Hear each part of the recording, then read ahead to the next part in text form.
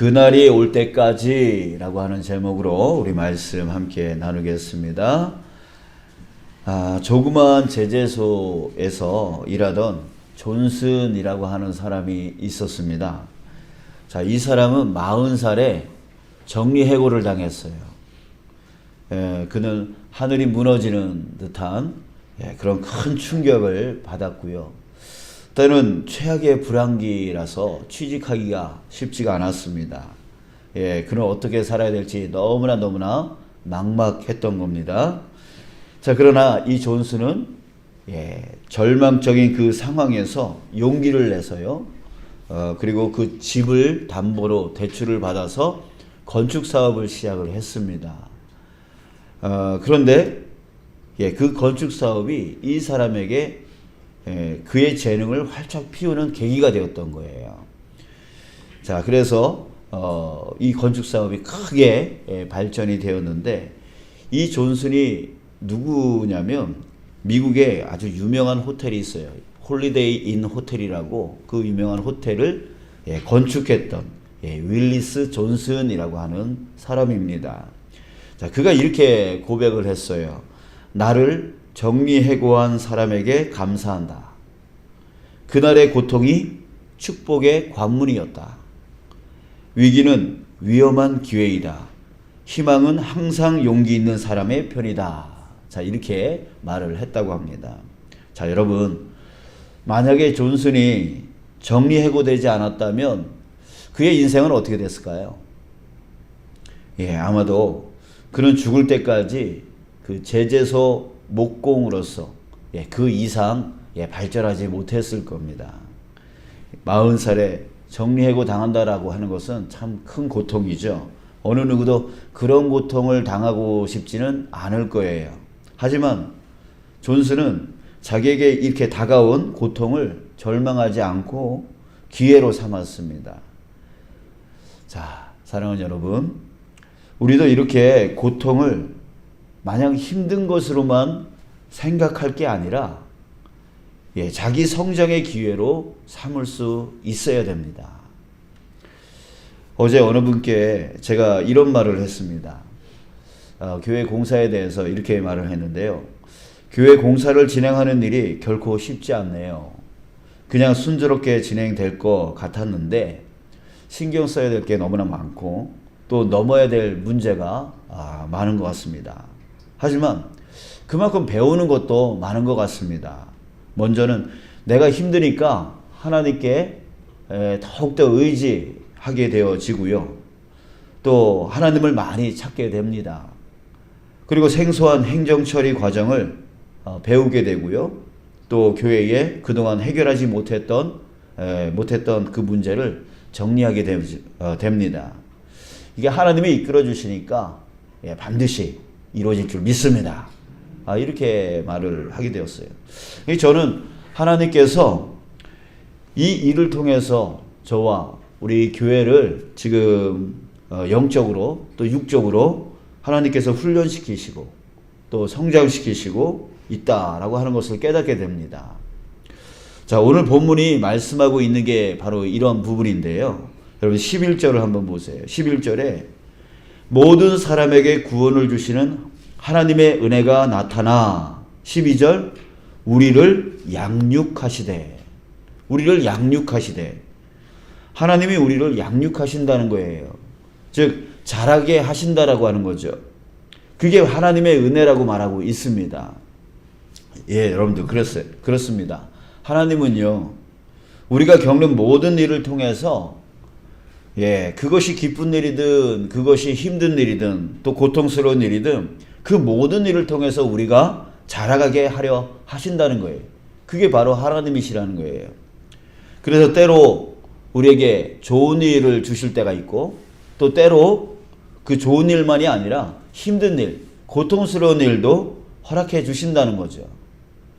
하지만 결과는 어때요? 결과는 하나입니다. 그 결과는 뭐예요? 바로 선이에요, 선. 좋은 일이라고 하는 거죠. 그러니까 좋은 일로 시작을 해도 좋은 것으로 끝나고 나쁜 것, 고통스러운 것, 힘든 것으로 시작해도 결국에는 좋은 일로 끝나게 되어지는 것. 그게 바로 하나님의 일이라는 거예요. 하나님이 이끄시는 길이라고 하는 것이죠. 우리 로마서 8장 28절에 보면 우리가 알거니와 하나님을 사랑하는 자 곧 그의 뜻대로 부르심을 입은 자들에게는 모든 것이 합력하여 선을 이루느니라. 예, 모든 것이 합력하여 선을 이룬대요. 무슨 뜻입니까? 하나님께서는요, 하나님을 사랑하는 자, 예, 하나님의 뜻대로 부르심을 입은 자들에게 모든 것을 어떻게 이끌어 나가신다는 거예요. 결국은 선한 길로 인도해 나가신다는 거예요. 예, 시작이, 과정이 어떻든 상관이 없습니다. 좋은 과정이든 아니면 고난스러운 과정이든 상관이 없습니다. 하나님은 그것을 이용해서, 그것을 합력해서 결국에는 선을 이루어 나가신다는 것. 좋은 일을 이루어 나가신다는 것. 복된 일을 이루어 나가신다라는 것. 그게 바로 하나님의 길이라는 거예요. 하나님이 인도하시는 방법이라고 하는 것이죠. 자, 그러면 하나님이 우리에게 주시려는 선한 것이 무엇입니까? 예, 우리에게 주시려고 하는 그 선한 것, 좋은 것이 무엇이에요? 12절에 또 말해주고 있어요. 경건하지 않은 것과 이 세상 정욕을 다 버리고. 자, 하나님은요, 우리 안에 있는 경건하지 않는 것들, 또 이 세상 정욕을 다 버리게 해 주시려고 하십니다. 예, 깨끗하게 버리게 해 주시려고 하는 거예요. 그리고 또 신중함과 의로움과 경건함으로 이 세상에 살고, 예, 어떻게 사는 것이 올바른 길인지 신중하게 판단하게 살게 하시려고, 그리고 의롭게 또 경건하게 하나님을 온전히 믿으며 살게 해 주시려고 한다는 것이죠. 이게 바로 하나님이 주시려 하는 선이에요. 자, 그리고 13절, 복스러운 소망과 우리의 크신 하나님 구주 예수 그리스도의 영광이 나타나심을 기다리게 하셨으니, 기다리게 하시려고요. 그날을 기다리게 하시려고요. 자, 하나님은 우리에게 복스러운 소망을 품게 하려 하십니다. 복스러운 소망. 복스러운 소망이 뭘까요?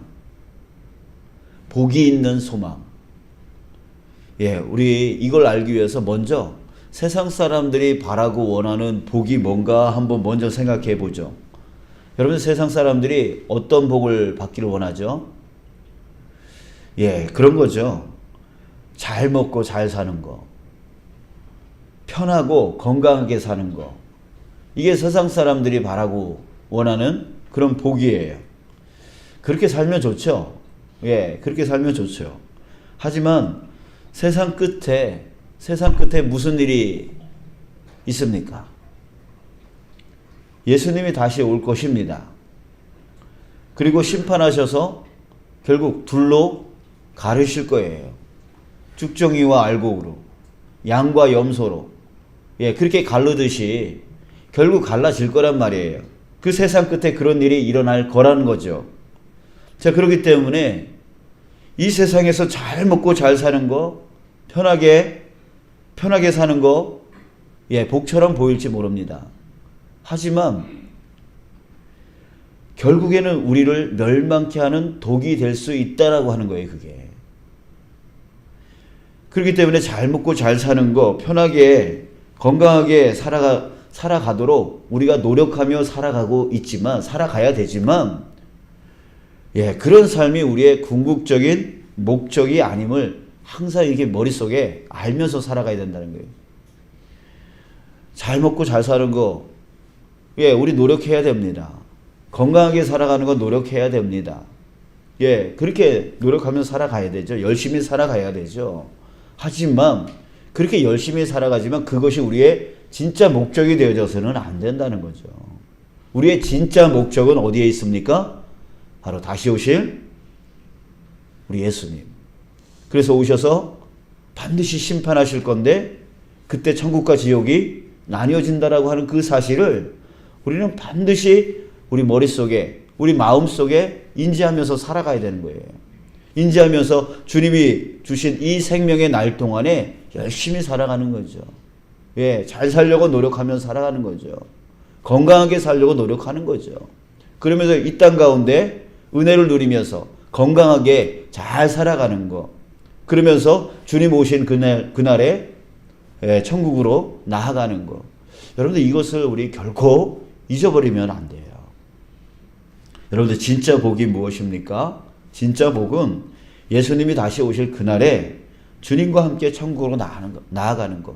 그게 바로 진짜 복이라는 거예요. 그리고 영원한 생명을 주님과 함께 누리게 되어지는 것. 그게 복이에요. 100년 동안 편하게 떵떵거리며 살다가 나중에 영원히 그 지옥에서 산다면 여러분들 그게 복이겠습니까? 여러분 이 땅 가운데서도 잘 살아야 됩니다.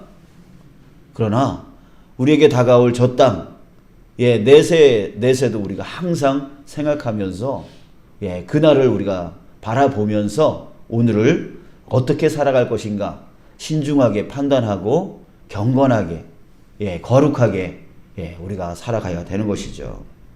자, 그러기에 하나님은 우리에게 진짜 복을 소망하며 살게 해주시고 싶으신 거예요. 그것은 바로 우리의 크신 하나님, 구주 예수 그리스도의 영광이 나타나실 것을 기다리는 거. 그거를 주님께서 우리에게 주시고 싶으신 거예요. 자, 여러분. 마냥 좋고 편한 것만 좋은 게 아닙니다. 그렇다고 그게 좋은 게 아니에요.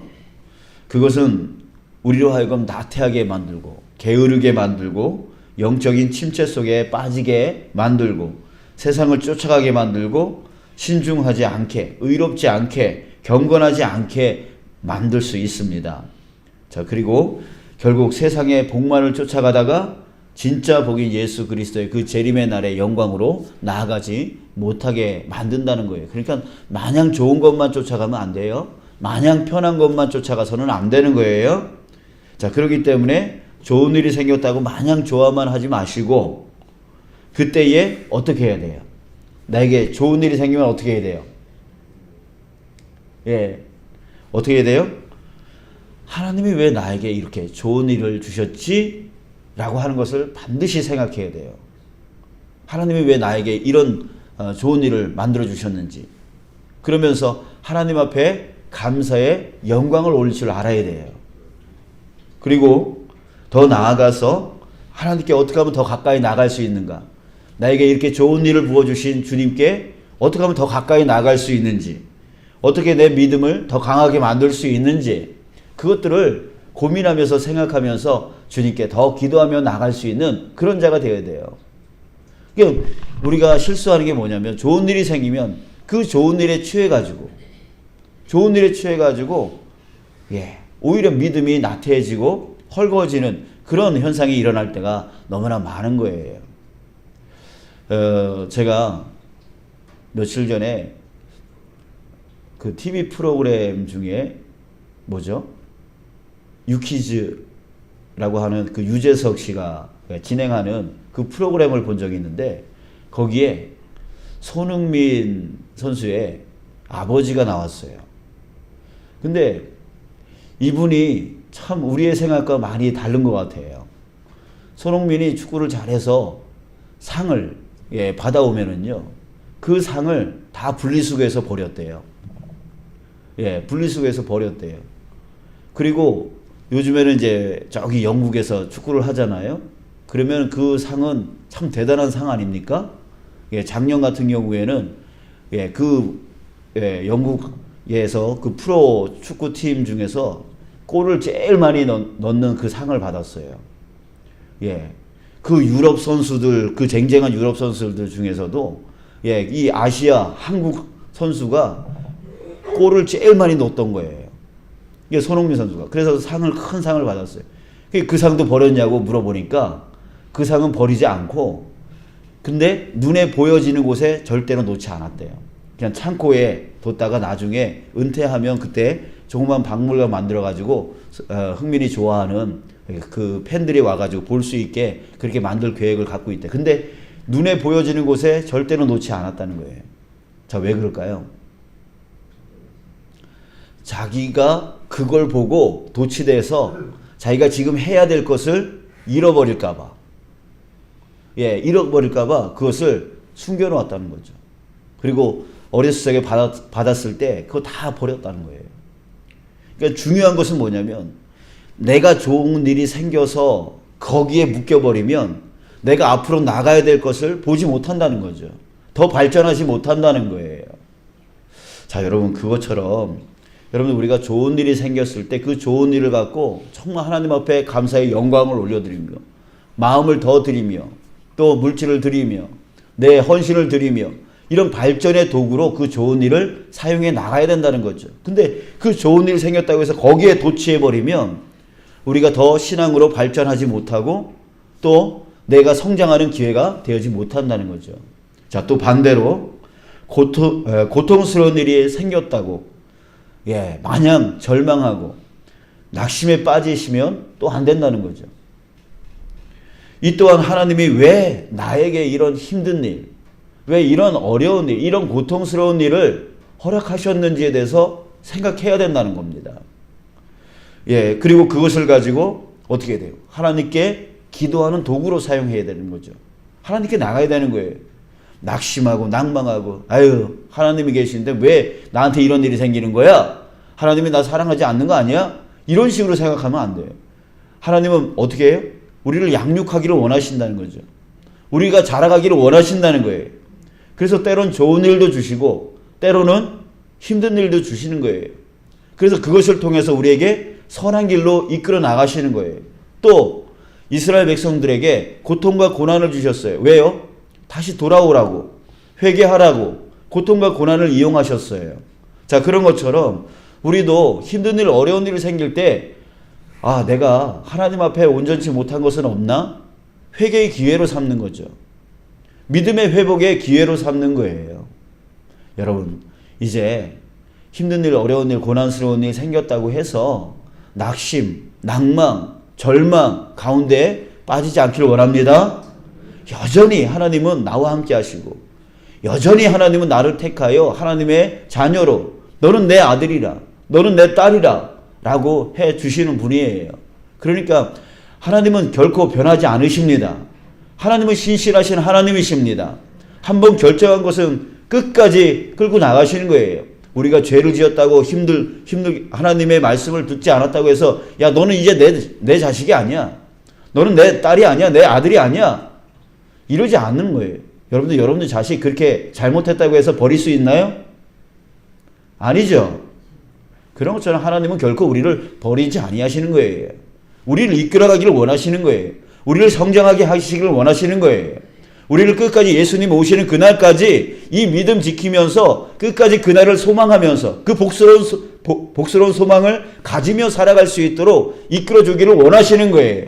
한 사람도 나고자 생기지 않도록, 한 사람도 잃어버리지 않도록 하기를 원하시는 분이 바로 하나님이신 거예요.